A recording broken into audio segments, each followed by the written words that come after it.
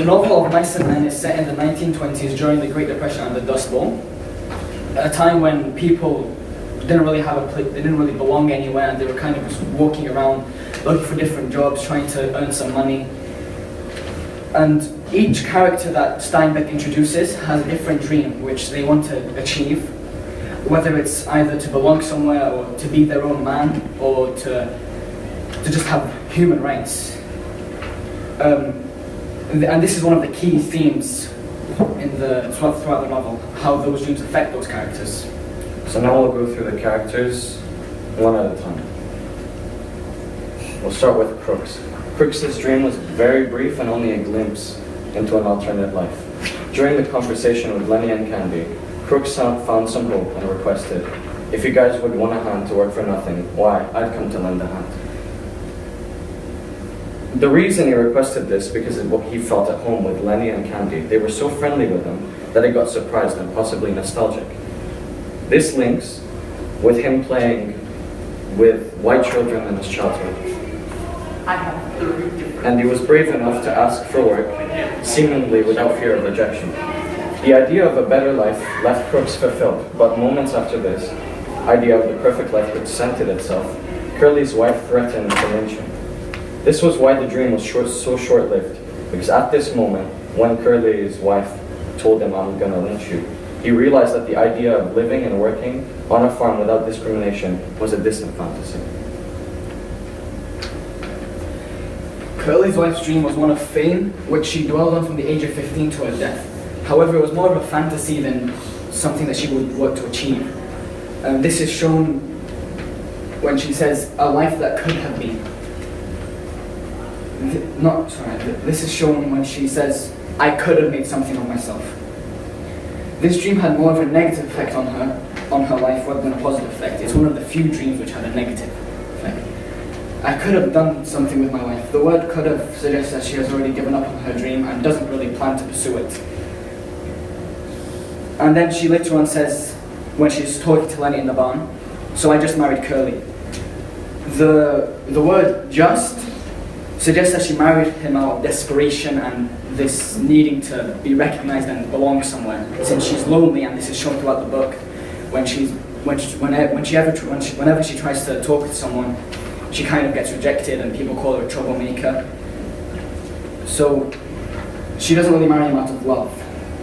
And that's also shown when she tells Lenny that she says, "Curly's not really a nice fellow."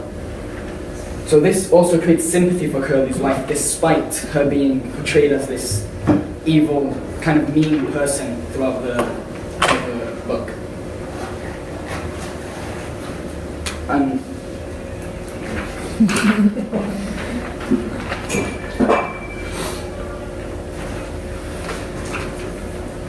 Candy's dream was one of a relaxing life where he didn't have to worry about having nowhere to go or being canned due to his old age. So his dream gave him hope that he would be able to live the rest of his life belonging somewhere, and it gave him something to look forward to. Since he was old, he wouldn't really be able to find a new job, nobody's going to accept him, and also since he doesn't have one of his arms. So he doesn't really have anywhere to go. And after he hears about George and Lenny's dream, and he tells him that he can pitch in on the money and all that, it gives him hope.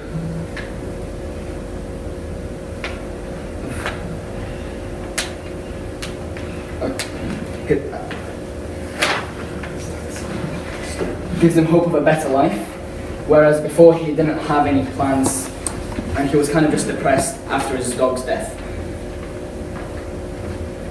However, it's also arguable that his dream had a negative effect on him, since after Lenny's death, George says that they're not going to do her. He becomes very frustrated, and this frustration is shown when George tells Candy to stay behind with Curly's wife. He tells her, "You ain't no good, you lousy tart." And this, before he had hopes of having a better life, he didn't really have anything to look forward to, and he was just kind of, going along.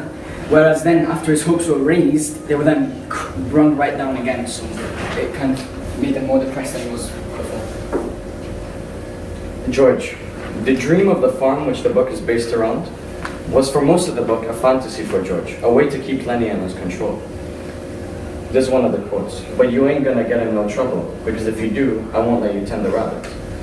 When Candy offers a large sum of money towards the land, this fantasy became closer to reality, and the idea of living the American dream became almost as possible to him as to Lenny, and as important.